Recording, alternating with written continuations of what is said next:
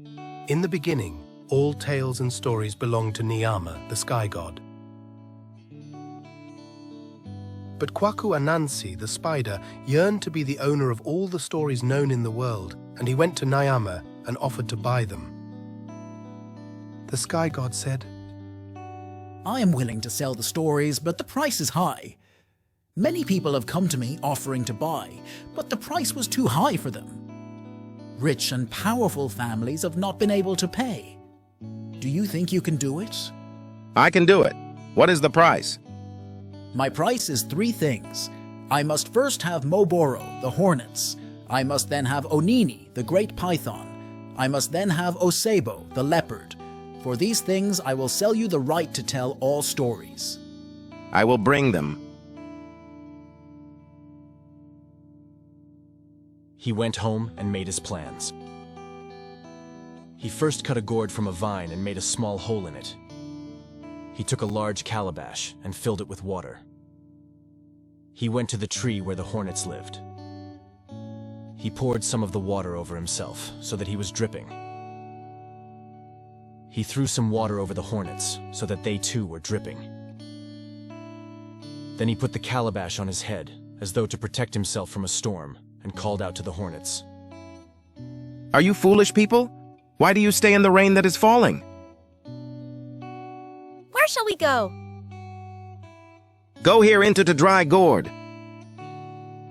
The hornets thanked him and flew into the gourd through the small hole.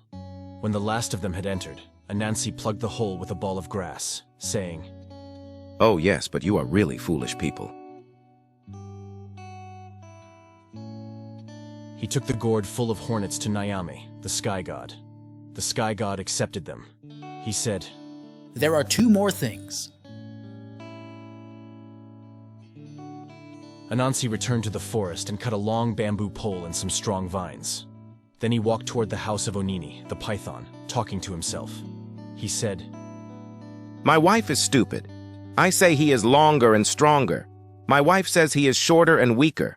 I give him more respect. She gives him less respect. Is she right, or am I right? I am right. He is longer.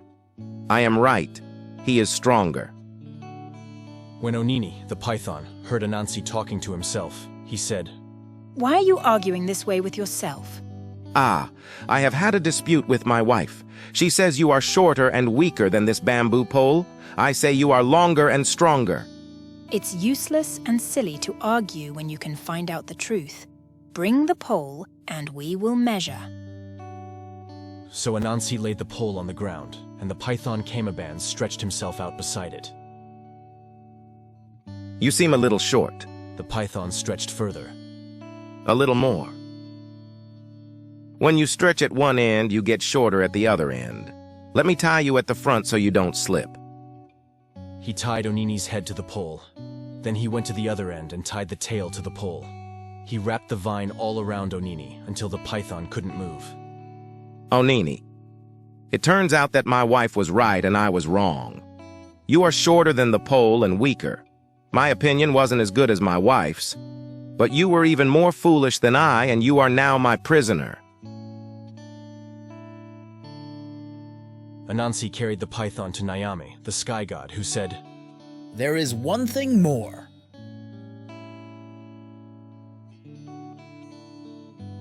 Osebo, the leopard, was next.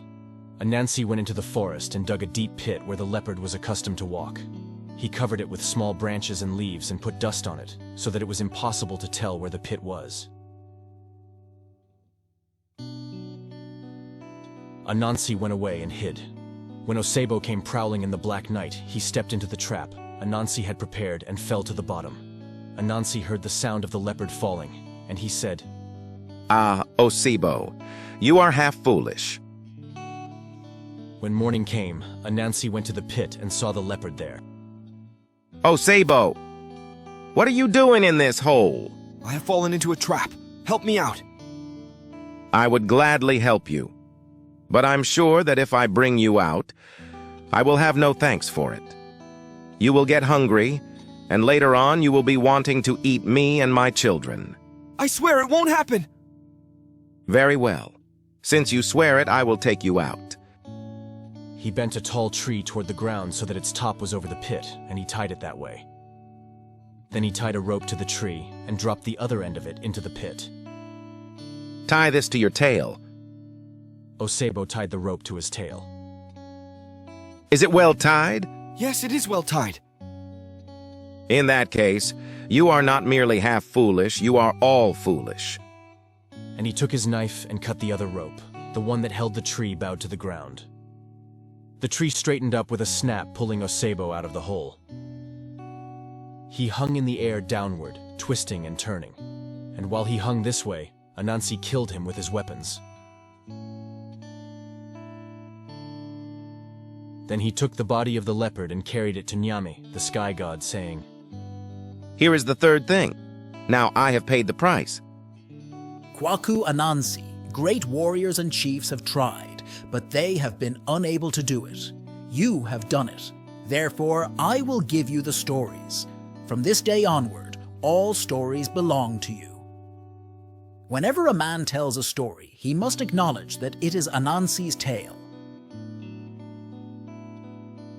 In this way, Anansi, the spider, became the owner of all the stories that are told. To Anansi, all these tales belong.